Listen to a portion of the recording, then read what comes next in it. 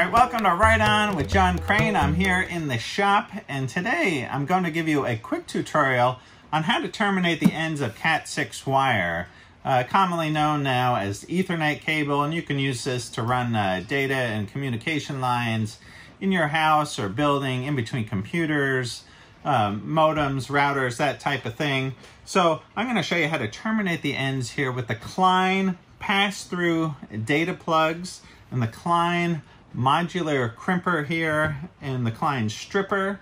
So let's get busy here and I'll show you how to do that real quick. All right, in order to do this job here are the tools that you're going to need. A pair of linesman's pliers, a pair of compact modular crimpers here, the wire stripper, some data plugs, and some wire.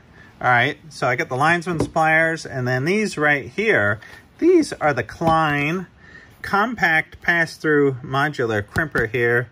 I got this not too long ago, and this is a really great crimper there. I definitely recommend going out and getting this crimper right here. And then also pick up the Kleins wire stripper here. This is a great tool to have, and it keeps you from nicking the wire or cutting into those wires inside the jacket there. And then also you're going to need these right here. These are the Kleins RJ45 Cat6 pass-through data plugs there. And so get a package of these. This is what they look like. And you can also get some strain reliefs and that kind of thing, some covers to go on the back. I don't have those today to show you. And then I got the Cat6 wire right here. This is 23 AWG here. And this is twisted wire inside here. We got 8 wires in 4 pairs there. I know that's hard to see, but we're going to cut that open here shortly, and I'll show you how to wire this up. All right, so the first step that you want to do is you want to grab this Cat6 wire, grab this stripper right here, right? Pass this through, you know, and maybe you got about 2 inches, 1.5 inches or something sticking out, right? Just give this a swing around. Sometimes I go twice around, right? Push that plunger in, take it off. Now that puts a little line right there around the jacket. And it's almost like using a plumbing, you know, copper pipe cutter there. And then you just crack it, right? And then just slide this right off, and that reveals the pairs of wire there. And right here, this is the pull string that's in there. And I just like to grab a pair of scissors there and cut that off. Snip that off right there. And then what I want to do is I want to start separating the pairs of wires here. Now, if we look, there's a little diagram right here on the back of the package here of the pass-through data plugs, right? And now there's 2 types of wiring diagrams here. There's a T568A and a T568B. I got the circle around this. This is the one that I most commonly use, is the B. Now, if you look at this and you wire up one of these data plugs, the only thing you got to be really concerned about is that when you wire up this end of the cable and you wire up the other end of the cable, just that all the wires match, right? So, you know, electrons, they don't care what color the wire is, you know. This is just, you know, easy, nice coding here that we can use. But you could actually put any combination of colors across here as long as they match from end to end and your cable is going to work, right? I hope that's not too confusing there. But nonetheless, use this color code right here. So when we start separating out the wires in this jacket right here, right, we have the white with the orange, the white with the green, the blue, the white with the blue, the green, the white with the brown, and the brown, right? 8 wires there. So we start separating out the wires in that configuration, right? So as we look at this wire here, right, we got the orange, right? And I like to separate these out just like this, right? So we get the orange, the green, the blue, and the brown. Now, first thing I do is I come in with the linesman's pliers here, and I start to untwist these pairs. Now you don't want to twist these any further back into this jacket at all. You want to be careful that you're just untwisting them right out here, right? And then start to flatten them out a little bit, right? Now, if you look at these pairs here, if we look real quick, right? The reason that these wires are twisted is that creates a magnetic shielding on these wires inside this cable here. So when the data passes through this cable, right, each one of these twists reverses the polarity of the magnetic field on the wires here. Now, I know this is a lot of stuff to think about, right? But what that does, that keeps these wires from creating crosstalk. That means the signal bouncing from one wire to the other. So now, if these wires weren't twisted here, right, that would cause a lot of confusion in the data that's running through these wires, and you would get a lot of crosstalk. Now, if you look even here, each set of wires has a different rate of twist per inch here. Now that's on purpose, because if they were all twisted at the same rate, you could get crosstalk. So each pair of wires here is twisted at a different rate per inch, right? So when we untwist these, we just want to untwist them right back to here. We want to take out as little twist as possible on these. All right, so I've untwisted that. Now I'll go to the blue here. We'll untwist this pair right here. On the far left, we got the white with the orange. And what I like to do is just pinch it between my fingers and kind of straighten the wire here, right? And then we'll take this one.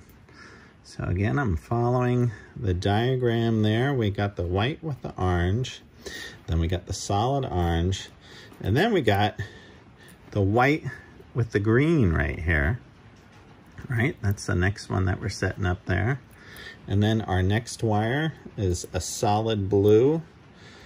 And down here, right, you're trying to get these wires all nicely situated down here at the bottom too, so that's not like a rat's nest down there, right? And the trick is, you know, take your time with this step right here, and this will really go a long ways for you, because the next step, we're going to have to slide this into our data plug there. So you really want to take the time to straighten out these wires. All right, once you got these in this configuration right here, check your chart again and make sure all the colors are in this order right here. White with orange, orange, white with green, blue, white with blue, green, white with brown, brown, right? So once you got that all set up, I don't like to cut this off too short, right? So I now come in with the linesman's pliers, right? And give this a snip and cut these off nice and straight. All right, now that we got that cut off nice and straight there, and we're keeping our configuration, we grab our data plug here, and see this little spring right here? We want that pointed down, right? And our orange wires to the left, and we start to slide this in, right? Keeping our configuration there, and see as these wires start to pass through, right? Now's a good time again to double check, right, that we got the right configuration, right? And it looks like everything is lining up really nice there. There is also a little chart right here on this tool here, so you can see the configuration, right? And now, pushing this down, right? And this eliminates all the straight wire in there and gives you the maximum twist on the cable inside here. And what this is doing right here, if you don't know, there are all these little terminals here that are going to make the connections here, right? And they have little sharp points that are going to push up into the wire, right? So what this modular crimper is doing, I don't know if you can see in there, right? It's pushing up these pins in there, right, that are going to push against these and push these into the wires there, and at the same time it's going to cut this wire off, right? So now insert this into the tool just like that, and then you see as this is coming through, right? And now is a good time to check again for the wire coding here, because you can match up right here. Here's the T568B, and if you look up here, right, we got the orange with the white, the orange, the green with the white, the blue with the white, the green, you know, the white with the brown, and the brown. So double check, make sure those are all lining up with this little color coding here right on the tool, right? Push that all the way in, give this a squeeze, right? It shears those wires right off, and voila, you're done. You pull this back out, and there you go. You got a nice made up connector there that looks beautiful, and you're ready to do the other end of the cable, right? And however many feet you want to do. I ran 150 feet of this not too long ago here. So great tools here, the Klein tools. This, definitely go out and get this tool right here. All right, here is the old style crimper right here with the 8-pin and the 6-pin. And the 6-pin's almost extinct now. No one's really running landline phones or that type of thing anymore. So it's mostly, you know, we're doing the Cat 6 wire here. And actually, you can still use this crimper. It's a little bit more work on these pass-through connectors here. It doesn't shear it off as you go through there, but you can, you know, I've done this before. I had that Klein tool here where you put this in here, right? You crimp that down, you release that, you know, that pierces all those. It doesn't cut that off. But what I've done here, I know this crimper here used to have, I think, 2 cutting blades right here for stripping the cable or something like that. I took one of them off so I could do this. And you can take this right here, slide this under and push it up right against the front of that, right? And then I've used this to shear the wires right off of the front there. So just cut right through those wires. Let's see if I can make this happen. This is kind of a, right? Just like that. I've sheared those off, and there is a nice connection there. Obviously not as clean, but if you were in a pinch, you can make this happen here. But do yourself a favor, go out and get the Klein compact pass-through modular crimper there. It is a great tool, and definitely get the stripper there. All right, I hope this helped, and you guys can make up some Ethernet cable there, and watch my YouTube videos. All right, I just wanted to say as a side note there are other configurations of cables that you can put together. For instance, you can make a cross connection cable where you have B on one end and A on the other. Now that's not as common of a type of cable as the one that I showed you here in this video today, where it's B on one end and B on the other. That's going to be the most common type of cable scenario that you're going to run into and that you're going to want to make up. And also, I'm going to have these tools right here listed on my website, and you can go to the tool list on my website and check these out. And if you click on the link there, it just brings you over to Amazon, but it's like an Amazon portal for me. So each tool that you buy, you know, I get a few cents here for each tool that you buy. And it just helps support the channel, and I really appreciate any support that I can get here for the channel.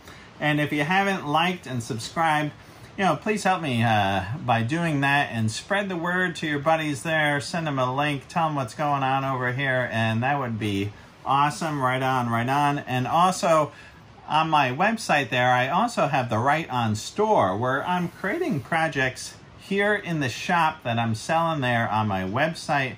Go check those out. I've been making a lot of these little DOP kit utility bags that are super cool. Go grab one now around Christmas time here, the holidays, and get one for yourself or for a loved one there. All right, right on. I hope you guys are great, and I'll see you all soon. All right, right on.